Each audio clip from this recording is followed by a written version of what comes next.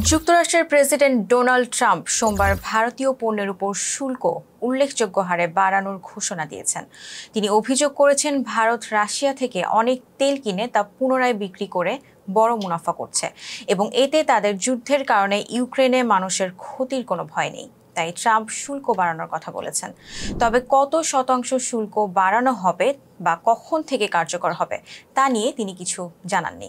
2024 সালে যুক্তরাষ্ট্র ভারত থেকে প্রায় 87.4 বিলিয়ন ডলারের পণ্য আমদানি করেছে। এর আগে গত সপ্তাহে ট্রাম্প 25% শুল্ক আরোপ করেন এবং রাশিয়া থেকে তেল ও সামরিক সামগ্রী কেনার কারণে ভারতকে জরিমানা করারও হুমকি দেন। ভারতের পররাষ্ট্র মন্ত্রণালয় বলেছে তারা দেশীয় ভোক্তাদের জন্য সাশ্রয়ী ও নিরবিচ্ছিন্ন জ্বালানি সরবরাহ নিশ্চিত করতে রাশিয়ার তেল কিনছে এবং পশ্চিমা দেশগুলোর সমালোচনা অযৌক্তিক ও অন্যায়। তারা আরও বলেছেন ভারতের বিদেশ নীতি স্বাধীন, রাশিয়ার সঙ্গে তাদের সম্পর্ক দীর্ঘমেয়াদী ও বিশ্বাসযোগ্য। 2022 সালে ইউক্রেন যুদ্ধ শুরু হওয়ার পর থেকে ভারত রাশিয়ার তেল ডিসকাউন্টে কিনেছে 6 গুণ বেশি।